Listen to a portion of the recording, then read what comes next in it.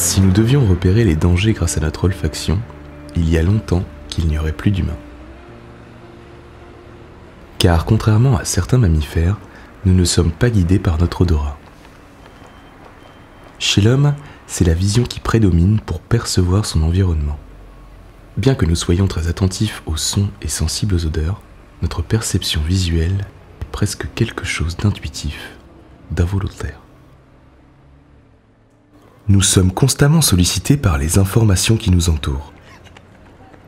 Ces dernières, une fois captées par notre œil, sont converties en signaux pour être intégrées et traitées par notre cerveau.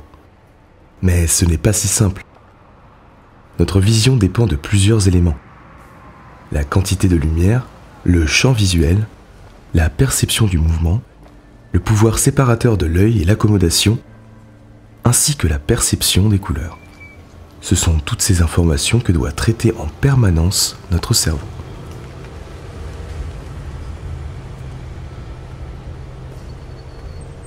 La lumière nous permet manifestement de distinguer les éléments qui nous entourent. C'est grâce aux rayons lumineux que nous percevons notre environnement. Comme vous le savez sans doute, certains animaux ont la capacité de voir beaucoup mieux que nous la nuit, quand seuls quelques rayons lumineux subsistent.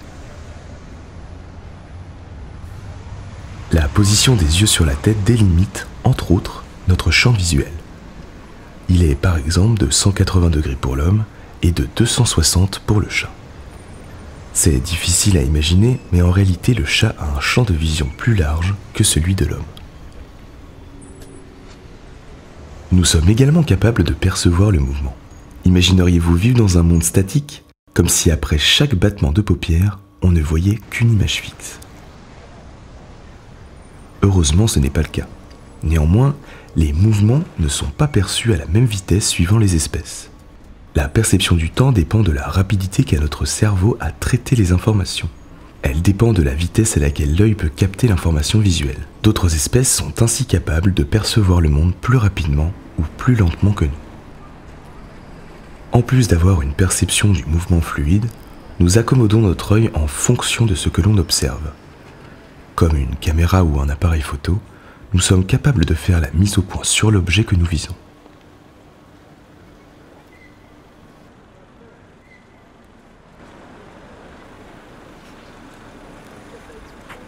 L'œil peut, grâce à des cellules rétiniennes appelées cônes, percevoir 3 couleurs fondamentales, le rouge, le bleu et le vert. C'est par la combinaison de ces 3 couleurs que le cerveau élabore la sensation colorée au niveau du cortex visuel. Un être humain dont la vision des couleurs est considérée comme normale peut percevoir 15 000 nuances. Lorsqu'on parle de lumière, on songe à la lumière visible, ce que l'on peut voir. Mais elle ne constitue qu'une infime partie du spectre lumineux. La décomposition de la lumière blanche au travers d'un prisme permet de discerner ce spectre visible. La lumière est une onde, un rayonnement électromagnétique que l'on classe selon sa longueur d'onde et sa fréquence. La partie du spectre électromagnétique que nous voyons est limitée par rapport à l'ensemble de celui-ci. Il existe donc d'autres longueurs d'onde que notre œil est incapable de percevoir. Notre spectre visible s'étend de 380 à 780 nanomètres. Néanmoins, nous sommes limités de chaque côté de ces valeurs. En dessous se trouvent les ultraviolets, ou lumière noire. C'est un rayonnement électromagnétique d'une longueur d'onde plus courte que celle des rayons X. Et au-dessus se trouvent les infrarouges. Il y a donc beaucoup de choses que nous sommes incapables de voir.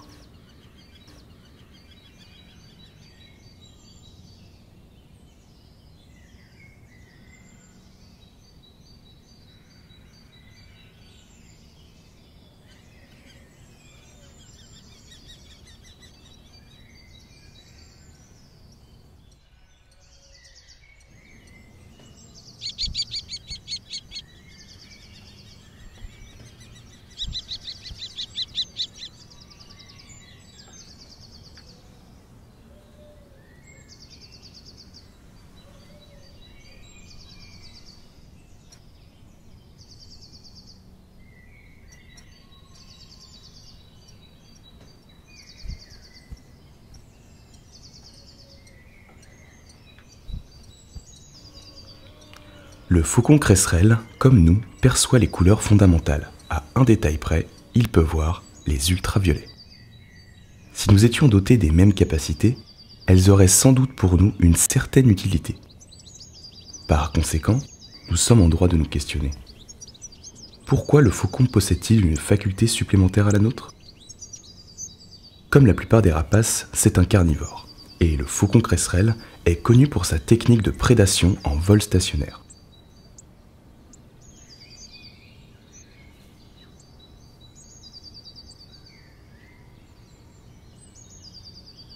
Imaginez que vous puissiez vous retrouver à la même hauteur que lui. Pensez-vous qu'il vous serait possible de repérer un rongeur à peine plus grand qu'une boîte d'allumettes ? Si oui, c'est bien de le voir, mais encore mieux de le capturer. Encore faudrait-il être assez rapide. Et même pour le faucon, ce n'est pas toujours un succès. Il y a donc bien quelque chose, en plus de son acuité visuelle 2,5 fois supérieure à la nôtre, qui lui permet de chasser plus facilement.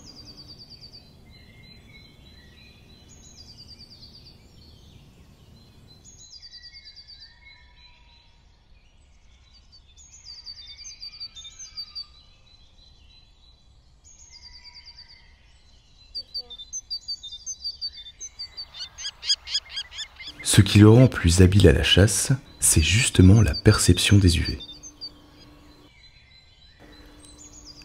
C'est par cette perception qu'il est capable de repérer la présence des campagnols. Ce ne sont pas ces derniers qui en ultraviolet apparaissent fluorescents, mais plutôt leur déjection qui les trahissent. Malheureusement pour eux, les ultraviolets sont reflétés par leurs urines et leurs excréments. Cela laisse au faucon une série d'indices qui délimitent son territoire de chasse. Il n'a ensuite plus qu'à attendre que sa proie sorte de son terrier.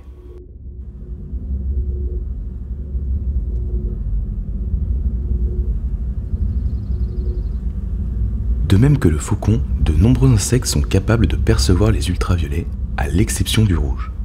C'est le cas des abeilles. Elles possèdent, comme la plupart des invertébrés, des yeux à facettes. Ils sont composés d'innombrables petits récepteurs sensibles à la lumière, accolés les uns aux autres, appelés omatidies. Les abeilles n'en ont pas toutes le même nombre. L'ouvrière est dotée de 4500 facettes, alors que la reine en possède moins, car la vision n'a pour elle que peu d'utilité. A l'inverse, les mâles en possèdent 2 fois plus. Il est primordial pour eux de repérer la reine à une très grande distance pour être le premier à la féconder.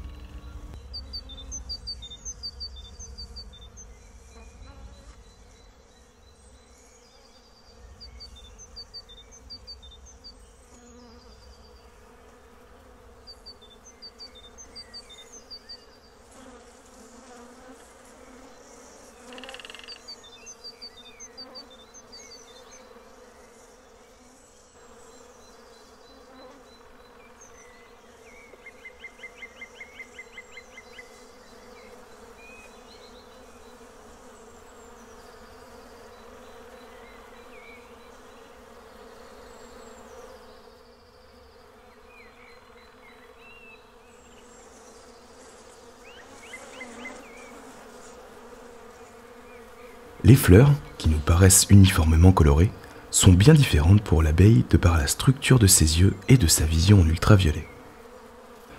Nous ignorons comment son cerveau interprète l'image, mais des fleurs filmées en UV nous apparaissent bien différentes. Le centre des fleurs, où se trouve le nectar, semble souvent plus foncé que l'extérieur.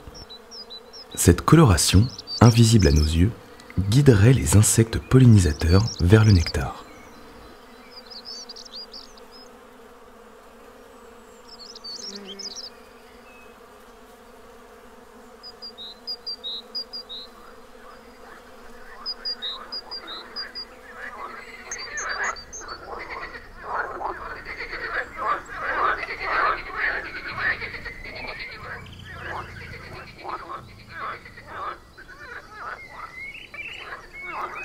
Contrairement au faucon, ce n'est pas grâce à sa perception des ultraviolets que sa technique de chasse est optimale. La libellule a également une perception plus rapide de son environnement et par conséquent une vision plus lente que la nôtre. Son cerveau fonctionne tellement vite qu'elle voit les mouvements au ralenti. Cela lui confère un avantage face à ses prédateurs. La libellule perçoit son environnement à 175 images par seconde.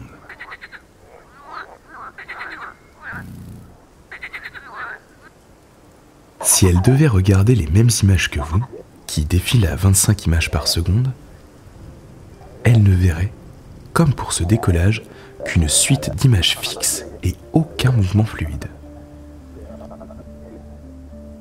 Ce mouvement fluide, l'homme est capable de le percevoir à partir de 24 images par seconde.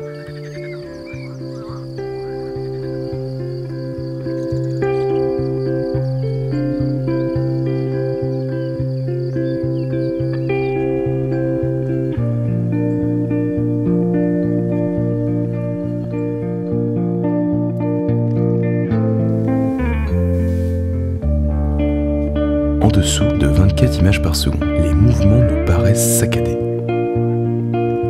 La chronophotographie illustre bien ce phénomène. Ce procédé consiste en une succession d'images fixes. Il est à la genèse du cinéma et a été inventé pour étudier le mouvement.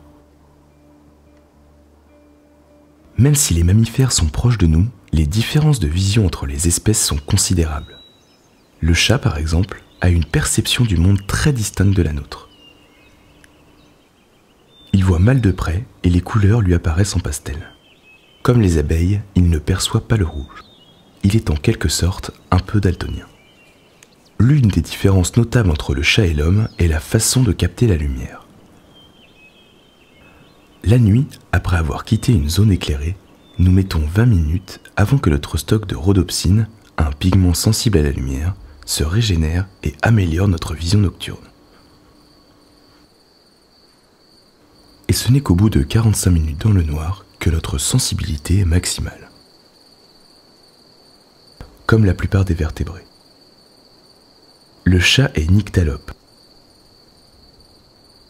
c'est-à-dire qu'il a une vision 6 à 8 fois supérieure à celle des hommes lorsque la luminosité est faible.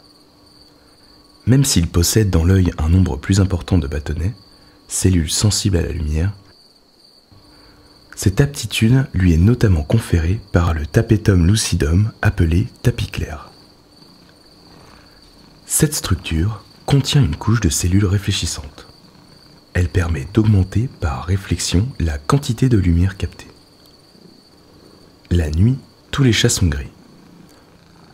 Une expression d'autant plus véridique ici, car un nyctalope ne perçoit pas les couleurs, mais seulement la forme des objets en fonction de la luminosité. Et contrairement aux idées reçues, il ne voit pas dans le noir complet. Si nous ne sommes pas bien adaptés à la vision nocturne, certains animaux ont-ils la capacité de voir dans le noir complet ?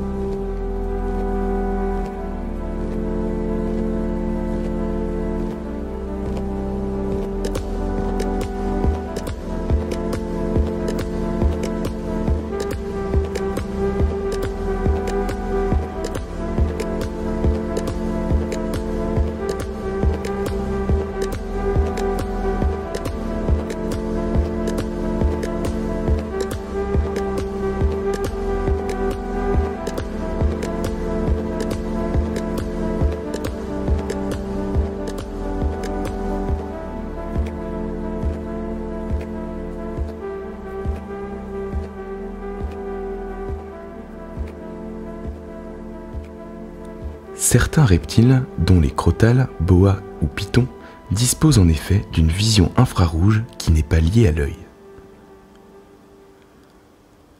Ces serpents renferment des organes creux, sensibles à la chaleur, localisés entre l'œil et la narine, qu'on appelle fossettes sensorielles.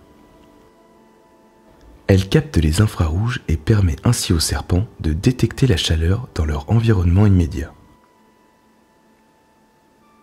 Ces serpents sont essentiellement sensibles à des longueurs d'onde 5 à 30 micromètres et à des températures de 20 à 30 degrés.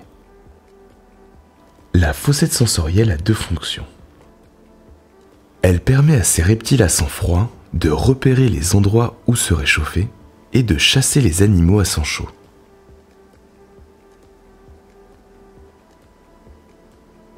Un crotale peut, par exemple, repérer une souris à 40 cm de distance si la température de la souris est supérieure à la température ambiante. Sa proie n'a donc pas besoin d'être vraiment chaude pour être détectée.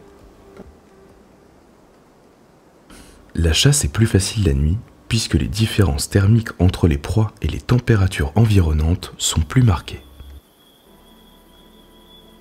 Cette vision thermique qui n'est pas perçue par l'œil forme néanmoins une image dans leur cortex visuel. Un peu comme si les thermorécepteurs du bout de vos doigts vous permettaient de former une image et de l'illustrer.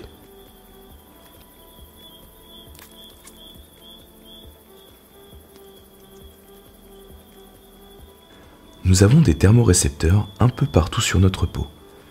Et si nous touchons une plaque de cuisson chaude, aucune image de cette dernière ne se forme dans notre cerveau. Si l'on tente de se rapprocher de leur vision, la méthode la plus appropriée est l'utilisation d'une caméra thermique. La caméra thermique permet de nous indiquer distinctement les sources de chaleur. Les zones les plus chaudes vont du rouge au blanc et les plus froides du bleu au noir. Notre vie quotidienne en vision thermique serait bien différente. De tenir sur des bouquets géants et voir plus. Voir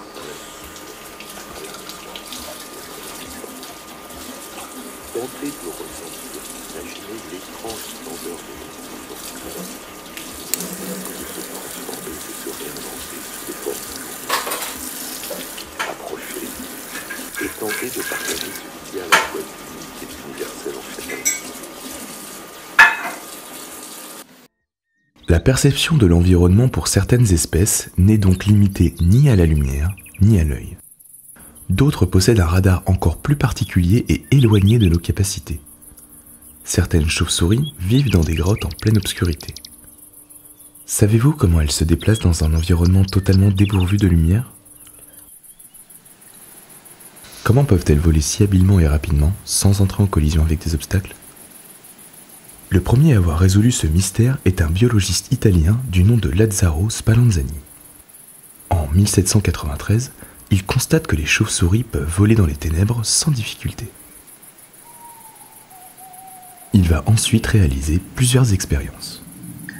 Il commence par leur mettre des bonnets sur la tête qui leur bouchent la vue et constate qu'elles restent au sol.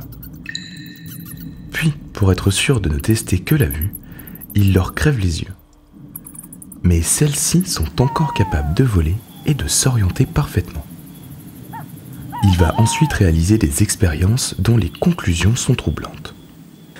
C'est en poursuivant ses recherches qu'il finit par découvrir qu'une fois les oreilles des chauves-souris bouchées avec de l'amidon, celles-ci restent à terre. Les chauves-souris verraient-elles avec leurs oreilles ? Ce n'est qu'à partir des années 40, à la suite de l'invention des détecteurs à ultrasons, qu'un autre chercheur passionné des chauves-souris entend pour la première fois les ultrasons qu'elles émettent.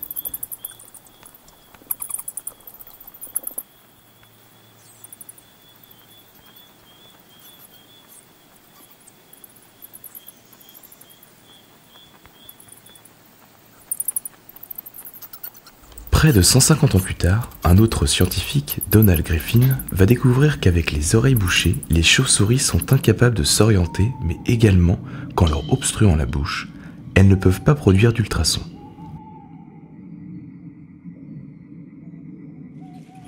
Il déduit alors qu'elles utilisent ces ultrasons pour se déplacer dans l'espace, en émettant par leur bouche des ondes sonores et en les réceptionnant ensuite avec les oreilles. Il nomme ce phénomène écholocation, la localisation par l'écho.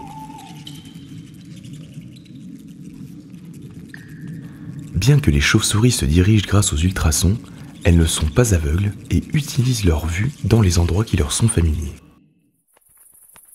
Les chauves-souris possèdent donc une vision acoustique qui leur permet de s'orienter dans l'espace. Grâce à des émissions d'ondes sonores rapides et directionnelles qui rebondissent ensuite sur les objets environnants et reviennent par écho à leurs oreilles, elles ont une parfaite maîtrise de leur environnement. Elles peuvent construire une image sonore de l'environnement en fonction du nombre, de l'intensité et de la rapidité des échos perçus.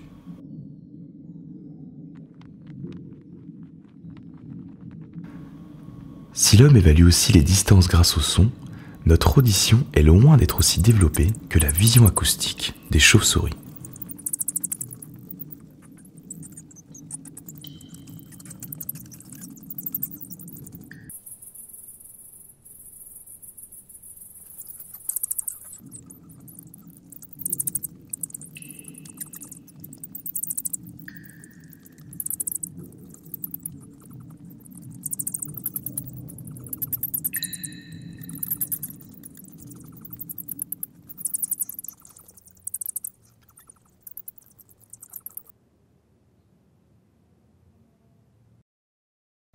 Si nous pouvons facilement considérer que les choses sont telles que nous les percevons, notre représentation du monde extérieur est singulière et ne correspond pas à une réalité universelle.